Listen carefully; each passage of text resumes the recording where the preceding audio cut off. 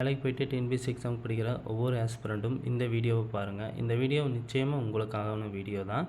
நீங்கள் இப்போ பண்ணிட்டு இருக்கிற வேலையில் உங்களுக்கு என்னென்ன பெனிஃபிட்ஸ் இருக்குதுன்னு ஒரு தடவை யோசிச்சு பாருங்கள். மெடிக்கல் கிளைம் இது இருக்கா, இல்லை சம்பளம் மனநிறைவாக ஃபுல்லாக வாங்குற மாதிரி, அதாவது ஒரு 25,000 ரூபாய்க்கு மேலே வாங்குற மாதிரி மனநிறைவாக கிடைக்குதா?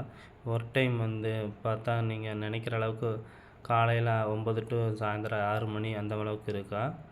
எந்த அளவுக்கு இருக்குதுன்னு யோசிச்சு பாருங்கள். நிச்சயமாக எதுவுமே கிடைக்காது.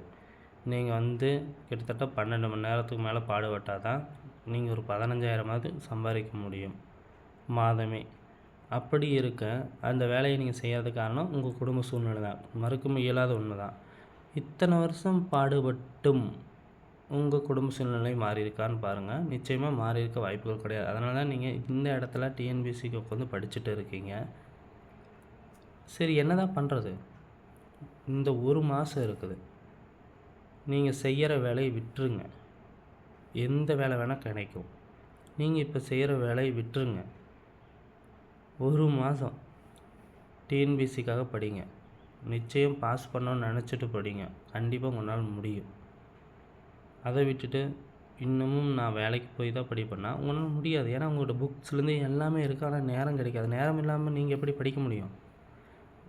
விடிய விடிய படிக்கிறான் வீட்டில் உட்காந்து படிக்கிறவன். ஆனால் நீங்கள் வேலைக்கு போயிட்டே படிச்சுட்டே இருப்பீங்க. வேலைக்கு போயிட்டே இருக்கிறோன்னா கடைசி வரைக்கும் வேலைக்கு போயிட்டே இருக்க வேண்டியதான். நீ நினைக்கிற வேலையெல்லாம் கிடைக்காது. அப்புறம் சும்மா நான் ட்ரை பண்ணி பார்த்தேன், லக் இல்லை, அது இது இல்லை, இது இல்லைன்னு சப்பை தான் கட்ட முடியும்.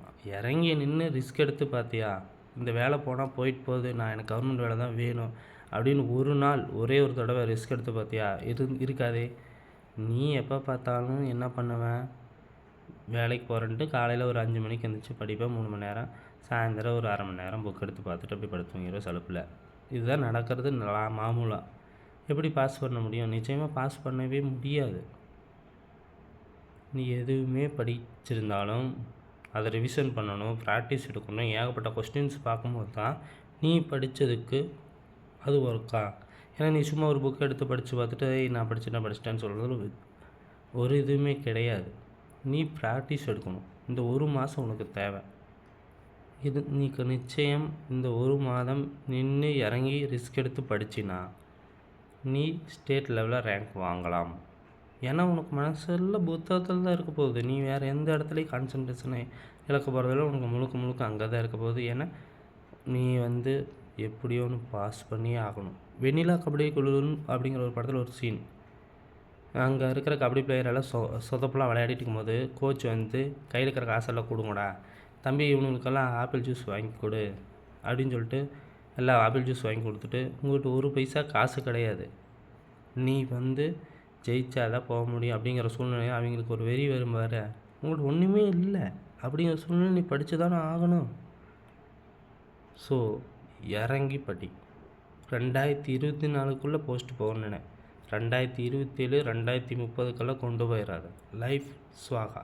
இவ்வளோ நாள் படித்தது வேஸ்ட்டு. ஒரே ஒரு ரிஸ்க் ஒரு லைஃபே மாற்றிடும்.